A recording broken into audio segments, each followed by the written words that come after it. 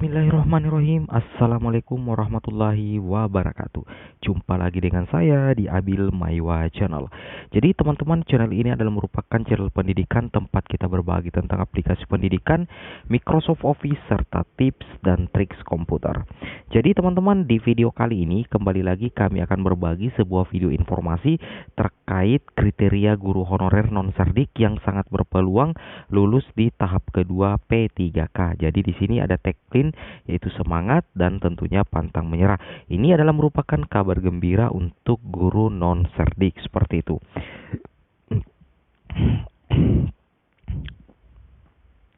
Nah, kira-kira bagaimana kriteria-kriteria guru honorer non-serdik yang berpeluang lulus di tahap kedua P3K? Kita simak saja videonya berikut ini.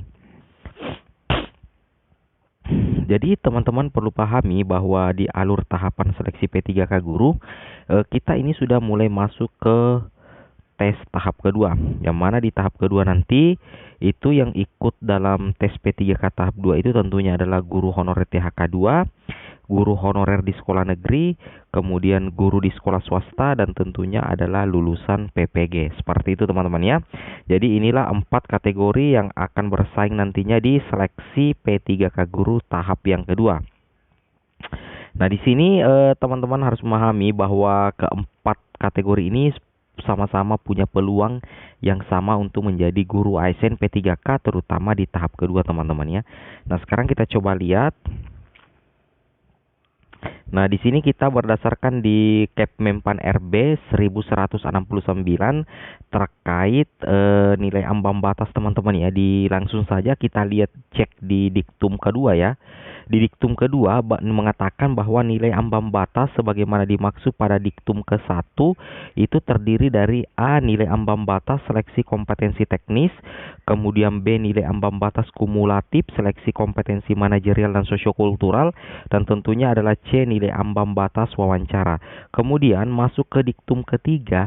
Di sini diktum ketiga nilai ambang batas sebagaimana dimaksud pada diktum ke-1 itu dilakukan penyesuaian dari keputusan Menteri Pendayagunaan Aparatur Negara dan Reformasi Birokrasi nomor 1127 tahun 2021 tentang nilai ambang batas seleksi kompetensi pengadaan pemerintah dengan perjanjian kerja untuk jabatan fungsional guru pada instansi daerah tahun anggaran 2021 menjadi 3 kategori. Jadi di sini ada penyesuaian teman-temannya tepatnya di diktum ketiga.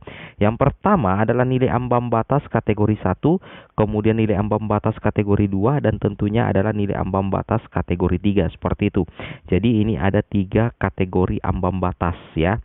Tapi yang paling luar biasa di sini tentunya yang pertama. Nanti yang pertama tidak terpenuhi, barulah kita masuk ke kategori kedua dan seterusnya kategori ketiga.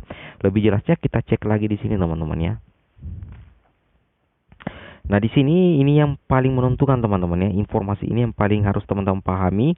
Di sini katakan bahwa kelulusan akhir pada seleksi kompetensi 1, seleksi kompetensi 2, dan seleksi kompetensi 3. Berarti ini menyangkut mulai dari tes tahap pertama dan juga membawahi tes tahap kedua dan mewakili tes tahap ketiga.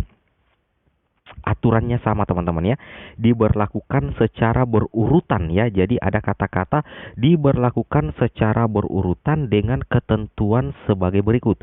Nah, poin A, terhadap seluruh peserta diperlakukan nilai ambang batas kategori 1 dan berperingkat terbaik. Nah, jadi bagi seluruh peserta itu tetap diberlakukan nilai ambang batas kategori 1 dan berperingkat terbaik.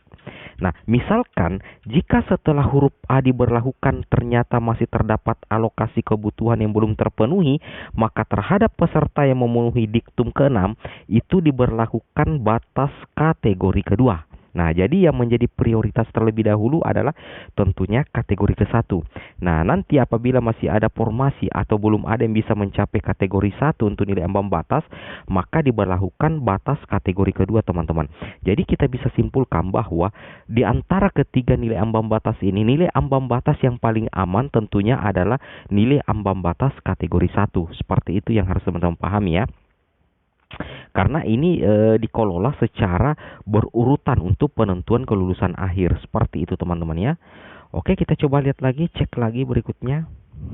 Nah, di sini jelas sekali, di sini katakan di bagian C, jika setelah huruf B diberlakukan masih terdapat alokasi kebutuhan yang belum terpenuhi, maka terhadap seluruh peserta itu diberlakukan nilai ambang batas kategori ketiga dan berperingkat terbaik. Nah, misalkan nilai ambang batas kategori 1 dan 2 ternyata masih belum terpenuhi, maka terhadap seluruh peserta yang diberlakukan itu adalah nilai ambang batas kategori 3, yang mana di sini diberikan penambahan 10% afirmasi dan diwujudkan dalam bentuk penurunan passing rate. Seperti itu teman-teman ya.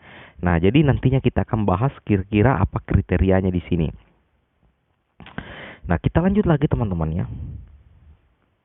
Nah, di sini tabelnya teman-teman ya. Sebelum kita lanjut, teman-teman harus pahami bahwa di sini yang diberlakukan di sini tentunya adalah nilai ambang batas kategori 1. Ini berlaku untuk semua peserta.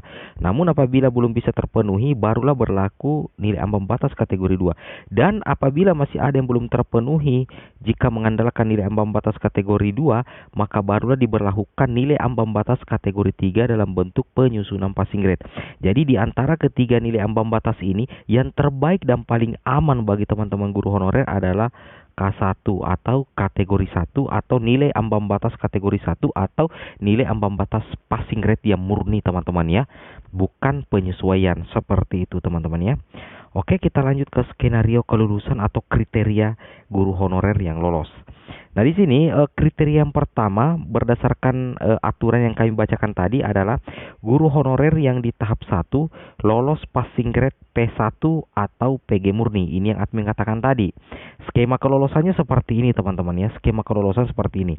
Misalkan di SD Melati itu ada 3 formasi guru SD ya. Di SD Melati itu ada 3 formasi guru SD.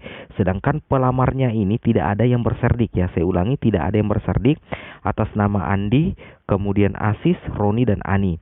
Nah, pada saat selesai seleksi, ternyata ternyata Bapak Andi ini tidak lolos passing grade tahap kedua.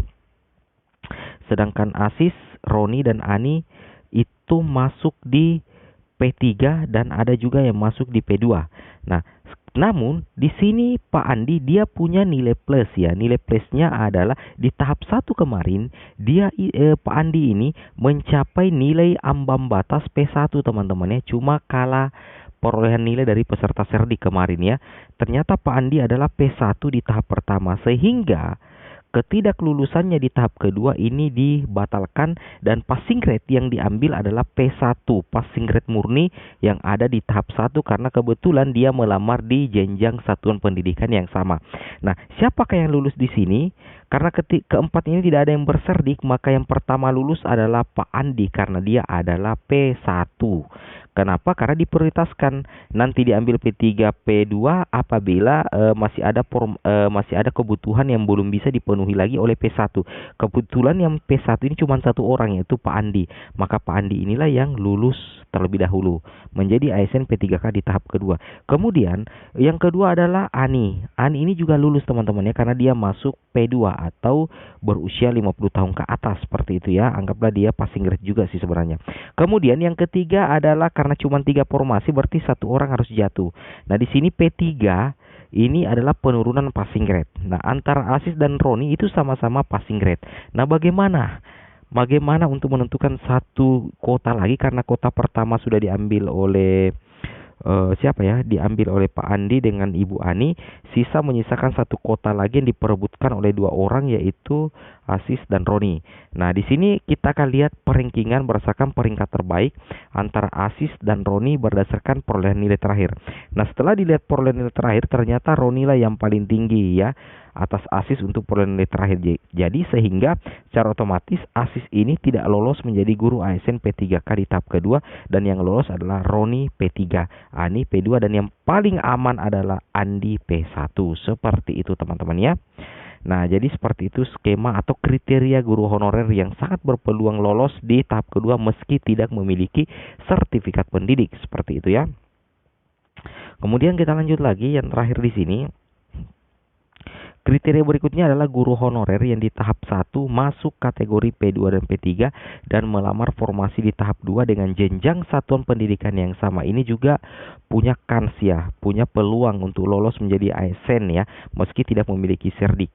Namun di sini catatannya, posisi jauh lebih aman jika tidak ada pesaing serdik. Tentunya teman-teman sudah ketahui semua ya, seperti itu. Oke teman-teman, mungkin cukup sampai di sini videonya. Assalamualaikum warahmatullahi wabarakatuh.